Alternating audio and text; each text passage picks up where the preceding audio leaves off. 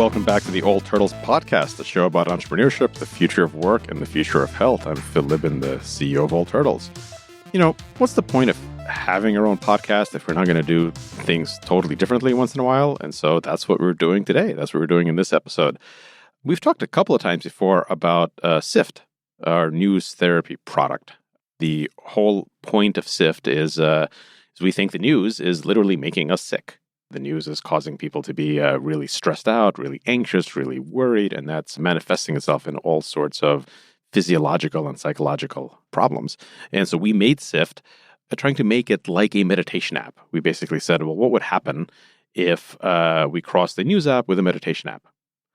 Something that wasn't optimized for how much you clicked on it, how much you engaged on it, but something that was optimized for actually making you feel better, less stressed out, less anxious. And what if we measured that? What would that experience be like?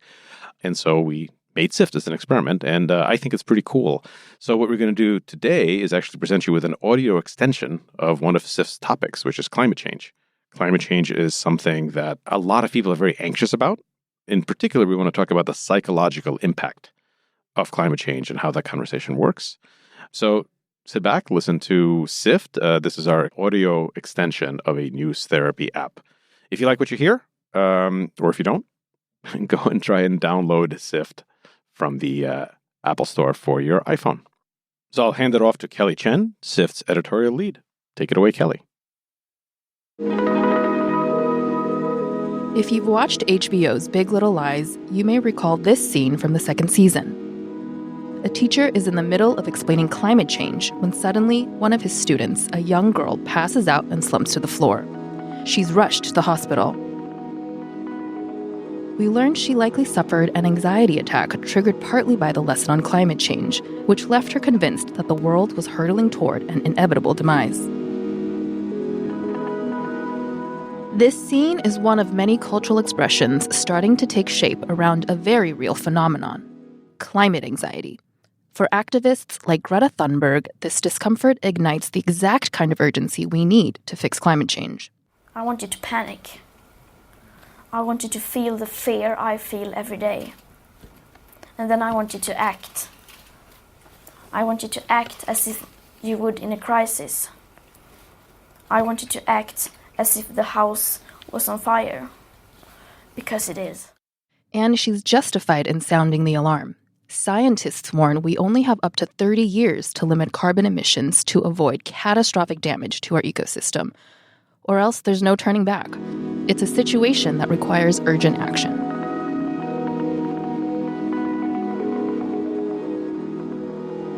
None of this is new to you if you've been keeping up with distressing headlines about our world's climate. But what happens when media coverage of these harsh realities leaves you feeling more overwhelmed than empowered?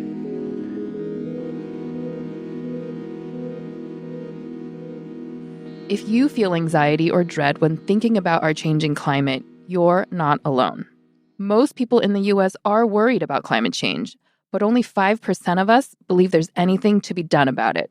That's according to a report from the American Psychological Association.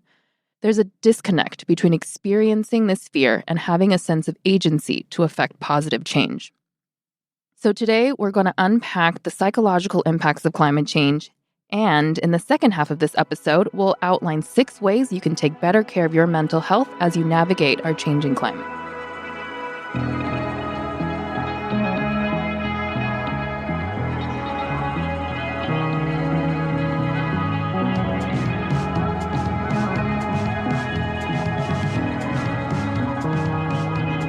Let's start with an overview of how climate change impacts not just our physical world, but our mental health as well.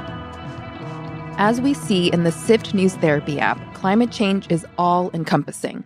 It's immediate and long-term, and we're experiencing drastic, measurable impacts in the form of wildfires, severe storms, forced migration, droughts, and other geopolitical consequences. It's no wonder that the changing climate is having noticeable effects on our mental health. But these effects aren't getting enough attention, as Dr. Lise Van Susteren asserts. She's a practicing psychiatrist and a leader in climate psychiatry. If you don't recognize a problem, you really can't do a lot to address it. So it's absolutely critical that people begin to focus on what I call the storms inside. The storms inside are the internal struggles of grappling with climate change and reflect the disasters raging outside. Some of these conditions can be measured, and it's most easily measured after an extreme weather event where you see an uptick in depression, generalized anxiety disorder, drug and alcohol abuse, an uptick in domestic violence, including in child abuse. So those things can be measured because people will come to a clinic and they can be included in data. Dr. Thomas Doherty, a licensed clinical psychologist who works with people who have eco-anxiety, has a method for breaking down the different ways climate change affects people's mental health. Dr. Doherty, you've spoken about the acute impacts of climate change. Can you help us understand what those are? These are the natural disaster-style impacts that affect communities and broadly affect communities' mental health. So, for example, the Camp Fire in Paradise, California, and Hurricane Maria in Puerto Rico are acute impacts of climate change. We also have broad regional impacts of climate change, as climate change forces people to move from one country to another, or creates refugees or migrants, or exacerbates local conflicts or wars. The ongoing migrant crises in Central America and across Africa are examples of this. Then, the third category of climate change's psychological impacts are what Dr. Doherty describes as ambient or diffuse. These are the mental health impacts that we take in from observing climate change from afar, from noting the impacts, noting the injustices, noting the political impasse. And this can be really troubling for people, even if you're not personally affected by a natural disaster. Those of us from afar, lucky enough not to be in the eye of the storm, nonetheless see how others are suffering. So the emotional toll is not only those who are in the thick of it, but those watching from afar. Among those watching from afar, there will be some who are more sensitive than others. Dr. Doherty says it can depend on personal values.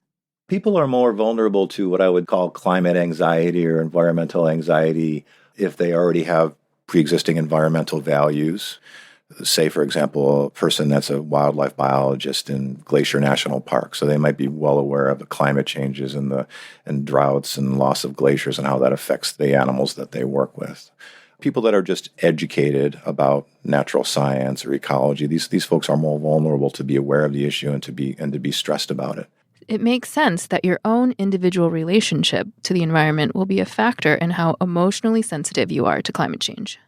But even if you aren't particularly in touch with the environment, if you're caught in the eye of the storm, as in you are a victim in an extreme weather event, you will probably feel some level of anxiety, loss, or grief. There's a language for that grief. Those who lose their homes, for example, may experience something called solastalgia. That's a term coined by Glenn Albrecht, an environmental philosopher. Solastalgia refers to the feeling of irreparable loss of one's home and treasured lands. More broadly, the American Public Health Association found that half of adults and children who experience a natural disaster will suffer from depression in the aftermath. In the 5 months after Hurricane Maria, Puerto Rico saw a spike in suicides. Severe droughts can be similarly devastating, as we've seen with farmers who rely on relatively consistent weather patterns for their livelihood. Research from the National Farm Medicine Center showed that, following a record drought in the U.S. in the 1980s, the suicide rate for farmers in the upper Midwest more than doubled the national average.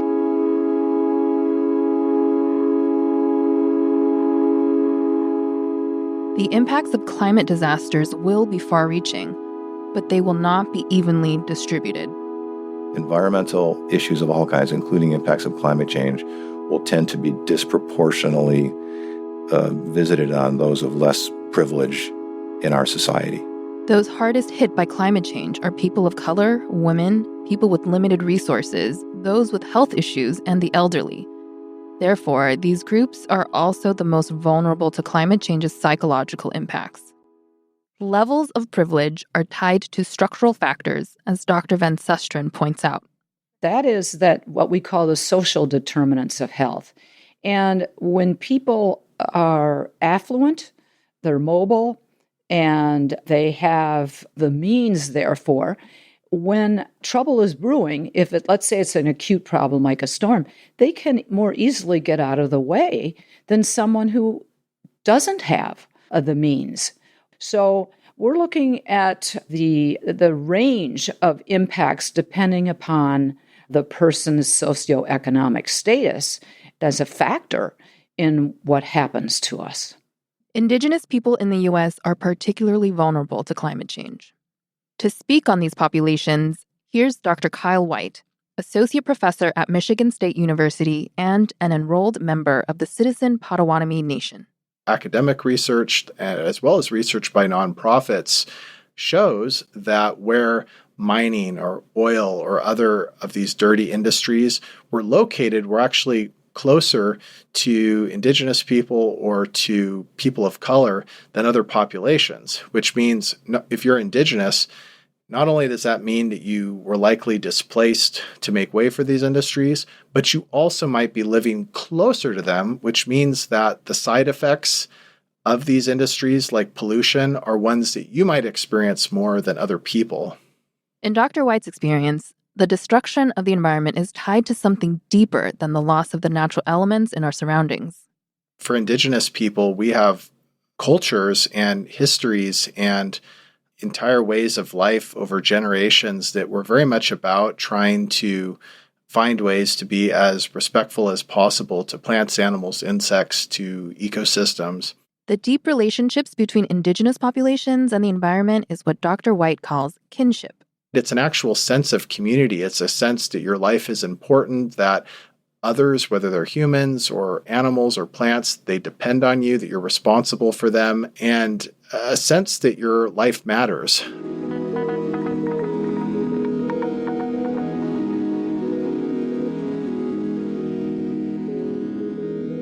Even with an understanding of how climate psychology is impacting the world at large, you might still feel like there's nothing you can do.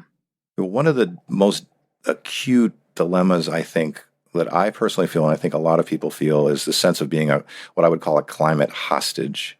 We're aware of this information about global climate change. The science is very clear, but we know there is gridlock on many levels of society in taking action. So people do feel trapped. So, how can people feel less trapped? What are the actions you can take? Now that we've walked through the impacts of climate anxiety, we'll lay out 6 guidelines for how to manage it. Let's get into what those are.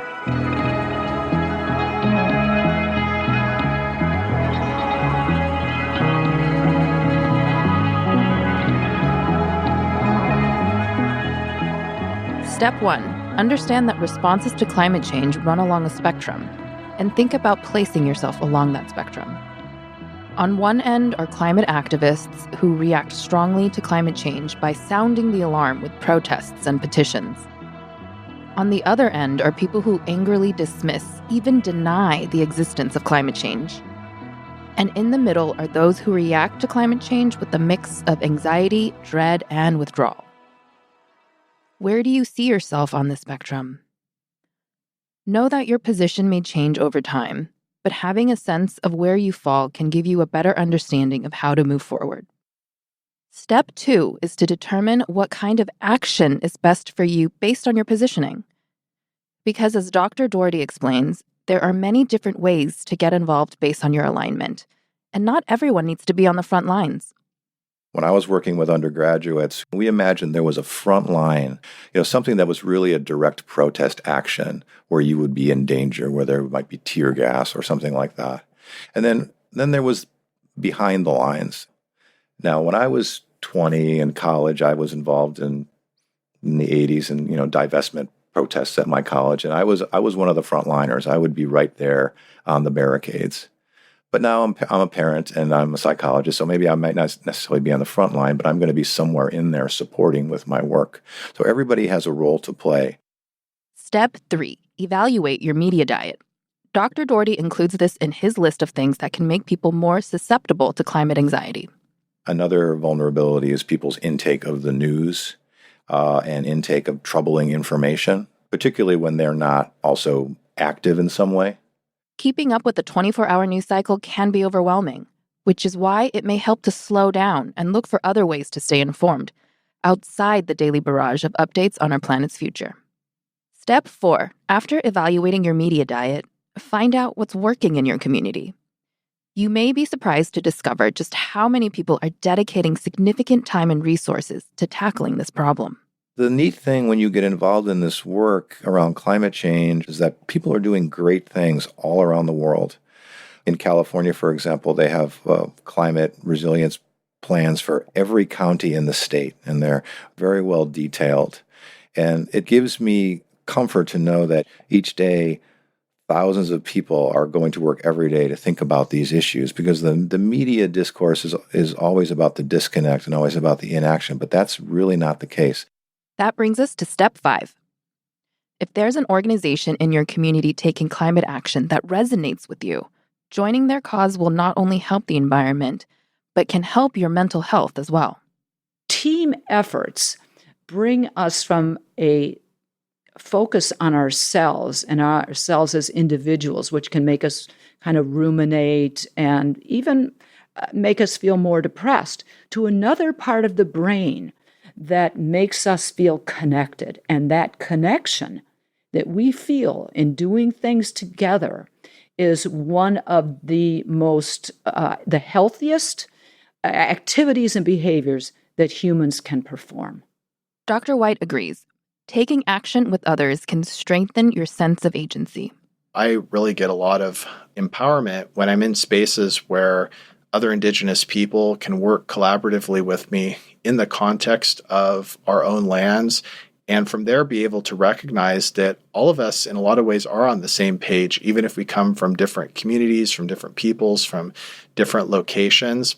And that idea that you're not alone, we need to focus on building those long-term relationships that actually promise to make us resilient as people.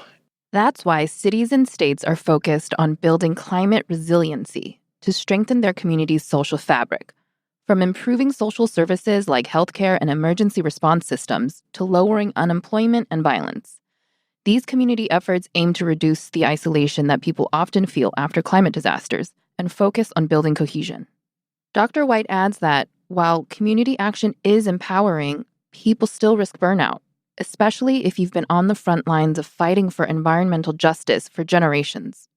For a lot of Indigenous activists, lawyers, scholars, other people that are involved in environmental protection, in order to be able to fight against these industries, these governments, you also have to know how to take care of yourself so that you can continue in these battles. So that takes us to our last and final step, step 6. As you engage in climate action, make sure you practice self-care in the ways that work for you. And that can mean different things for different people, because, as Dr. Whyte says, everyone has vulnerabilities, and some people are more prone to anxious thinking or depressive thinking. And so when I work with people as a psychologist, one of my sayings is that people have issues and they have issues. They have capital I issues, the issues they have with the world, the state of the world, how they would like to work on social change. But they also have their own personal issues, the baggage they bring in. So to be insightful about this work, we need to be aware of what our values are and what we're striving for, but also our own vulnerabilities.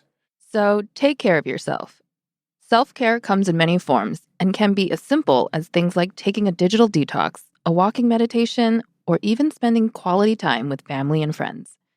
Experiment with what helps you feel more grounded.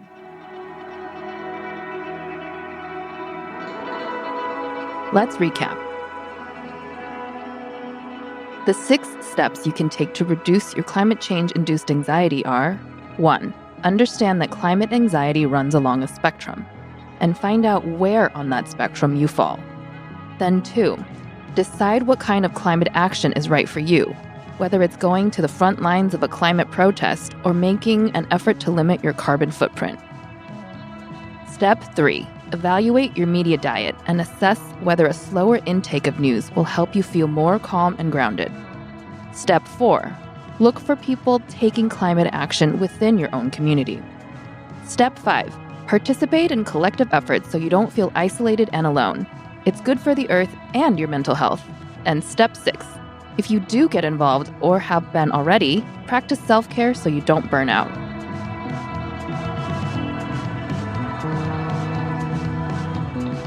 There's no one way to mentally process climate change. There's no one way to engage. It can feel like you're weathering an internal storm, but knowing where you are in relation to the eye of the storm, that can help you build resiliency to move forward. This podcast is a production of All Turtles. If you want to unpack other contentious topics with us, download the Sift News Therapy app in the Apple App Store. On our app, you can swipe through cards that will guide you through topics like immigration, gun rights and regulation, and healthcare so that you feel better equipped to face the headlines. Download Sift News Therapy or visit siftnewstherapy.com. Thanks to Dr. Lise Van Susteren, Dr. Thomas Doherty, and Dr. Kyle Whyte for lending their expertise to this episode. If you have any questions, comments, or suggestions, send us an email at hello@siftnewstherapy.com. Thanks to everyone who made this episode possible, including Marie McCoy-Thompson for producing, Jim Metzendorf for editing, Ali Packard for our artwork, and Chris Plogue, AJ Cloth, and Chili Quarter for our theme music. I'm Kelly Chen. On behalf of the entire Sift team, thanks for listening.